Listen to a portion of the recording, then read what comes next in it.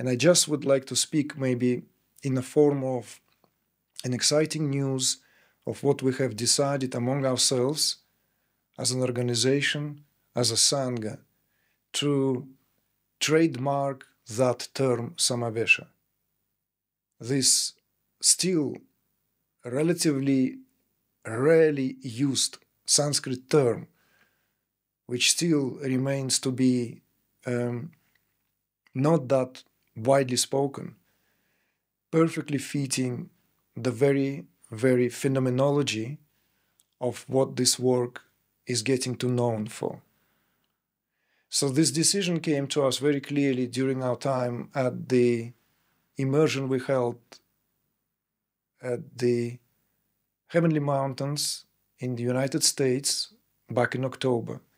And it became apparent when I sat down in front of the audience and yet again to talk about some of the accompanying phenomena that this work is known for, I found myself that we have to switch from the term Kriya, even when we make all that necessary attempts at distinguishing how we utilize that term Kriya, so as to separate wheat from the chaff, so that the term Kriya here is not associated with a lot of other terms where that term Kriya configured into a non-tradition or methodology.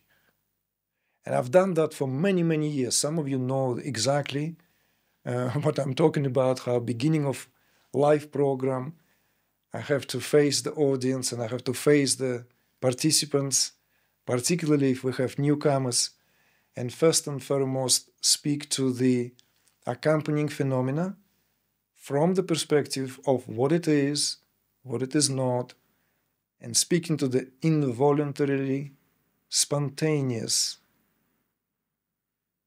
not driven by a rational or mental apparatus activity, something that belongs entirely to that what could be only understood in terms of what that term Samavesha here represents. So decision was made there and then, and we now customize this and making this as widely publicized and available as it possible. But today I'm launching this and sharing it with all of you, that term in relation to both symptomatology, phenomenology, and metaphysical meaning of that term Samavesha.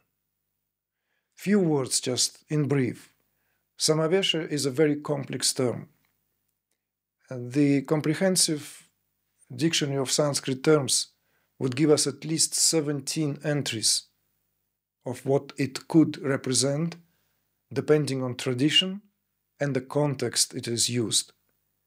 We are using this term primarily to denote three distinctive aspects or actions, that is, in relation and with regard to Samavesha as immersion, Samavesha as penetration, and Samavesha as possession or repossession.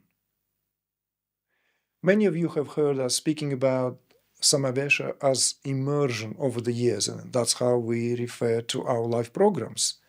We call them that, immersions, where we gather to immerse in a field of that, what in tradition addressed as the field of Shakti. And that field literally has that quality where one submerges into, immerses oneself into. Many of you have heard, of course, the way it is being distinguished. We even have a video or two out there on our channel where we speak to the distinctions of how different kinds of Samaveshas with regard to the immersion can be spoken of as that triple Samavesha. Perhaps not all of you, but some of you are certainly aware of the second term that we use with regard to that term Samavesha, and that's in relation to penetration. Penetration as that entrance that is spoken of in terms of entering a level of consciousness from the perspective of how individual consciousness, due to and through its own generated effort, penetrates into the realm of the transcendent.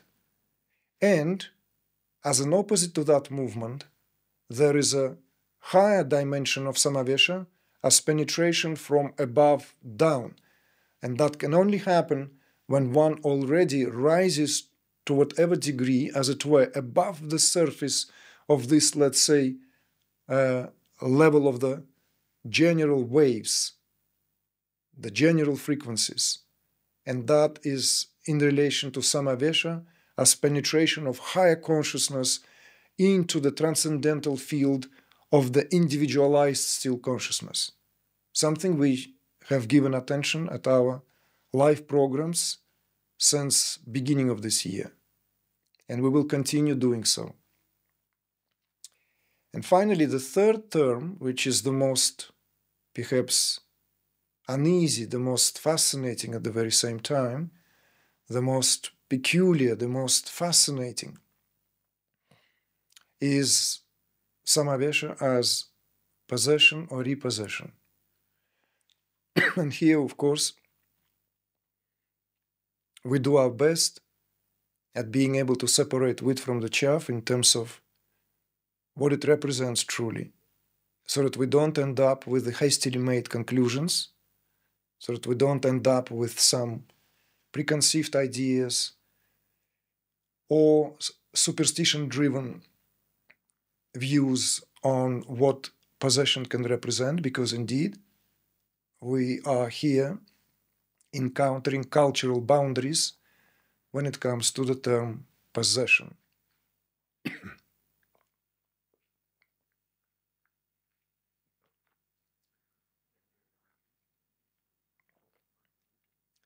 So, the term possession is the most fascinating, and at the level of a brief introduction, I would like to say that it has been suggested already, and our voice simply is being added to that conversation, which has been going for a while, that possession is perhaps the oldest form of spiritual practice as far as what spiritual practices are concerned to begin with. It goes to ancient ways of life and pre-religious format of communication within the society, and that of an ancient man with the natural order of things. So possession here is, in a way, understood from the positive stance as being taken over by the power which is greater than what otherwise one can summon up as the sum total of all one's powers. This, of course, trickled through the crevices within the culture, and even the fact that arrival of organized religions did their best to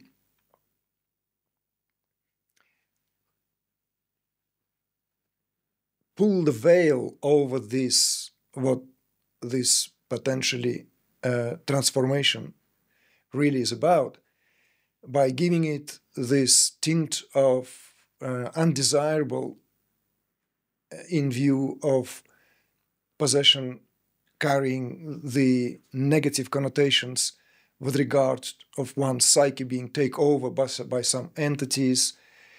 And this is what I was preparing to dive more fully into today, and we would have to leave it for some other time as per my sentiments, that how possession has figured in various cultures, particularly colored by that religious attitude, and how possession has become to be seen as extremely negative phenomena.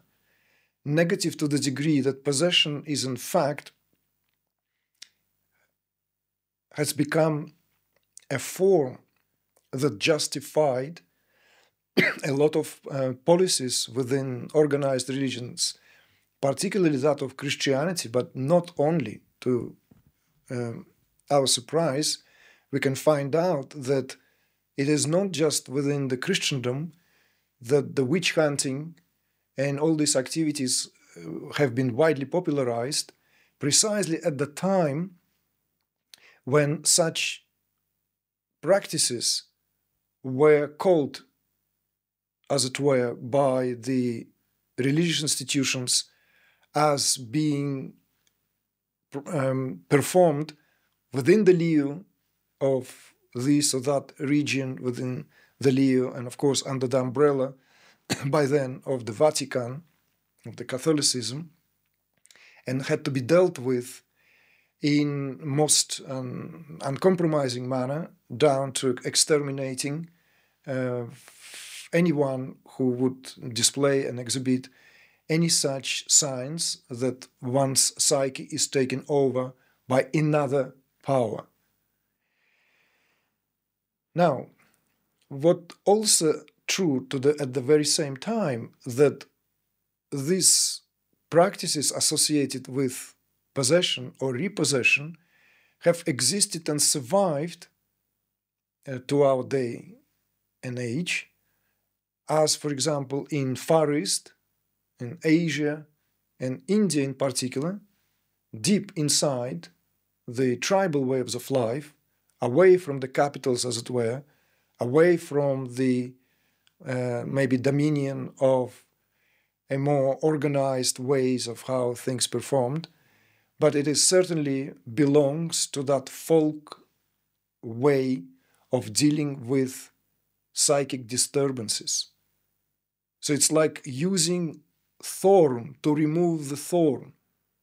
Just to give that brief example, that in South India, the practices utilized by local shamans are known to this day by giving the one who is in the amidst of some kind of unexplainable illness, unexplainable disease that goes beyond the normal scope of folk medicine, when the psychic measures would need to be introduced.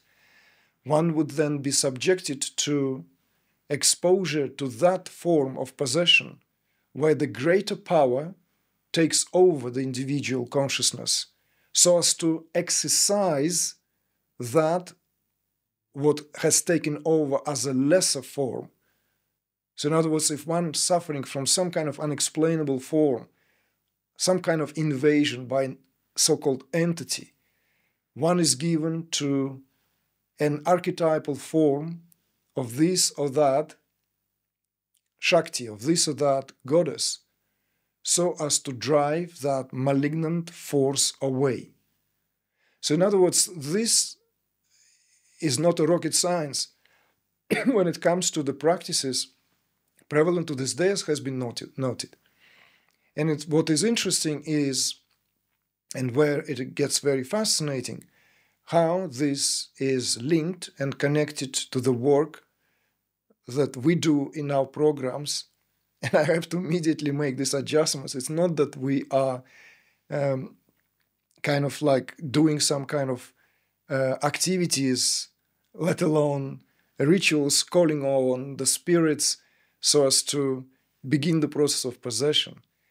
Contrary to that, what we are here encountering is an extraordinary display of the spontaneous nature of how these forces orchestrating and conducting the unfoldment of our life events for years now, without exception, irrespective of geographical locations, and irrespective to the duration of our gatherings, be it a weekend, a 2-day program, a week-long or 10-day program.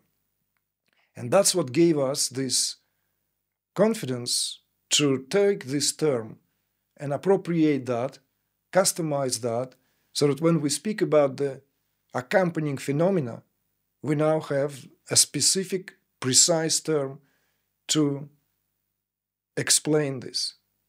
So what, for example, if I were to give this as an introductory talk to those who gather at our live event, in the first evening, I would speak to this with regard to and in terms of Samavesha. Samavesha as immersion, penetration, and possession. Just before anyone jumps into conclusions and kind of perhaps some eyebrows may be raised, like what the audacity or like where is that confidence come from? Isn't that dangerous to work with these energies and so forth? Something which has been asked over the years repeatedly. Maybe not as openly as now I'm speaking to it now, but I want to reassure you that this is not a DIY style. We are leaning here on millennia-old tradition, where it is known that in tantric practices, in the understanding above level, in terms of the philosophy of Trikashayavism, one of its greatest exponents, 10th century sage Abhinavagupta, precisely suggested that Samavesha, as being possessed voluntarily and consciously by the power of the archetypal force of Shakti, is what is required for a true transformation of individual consciousness. Furthermore, Abhinavagupta argues that without that process, individual consciousness cannot be transformed at the mental level. It cannot be transformed at the rational level, no matter how great one's understanding is. So this is why it gave us that confidence to transit and make that decision into utilizing that beautiful Sanskrit term, and we were amazed that it actually is not at all used. It's not taken, if you will. How many Sanskrit terms out there today are being used on the industrial level? You tell me, please. You walk into the Whole Foods in the United States. You go into the organic stores somewhere, health food stores in Switzerland or Germany or France, and already teas and products and chocolates and what have you not is labeled Samadhi, Dharma, Karma, and the list goes on. You see? So we are very happy that the term Samavesha did not enjoy that popularity yet.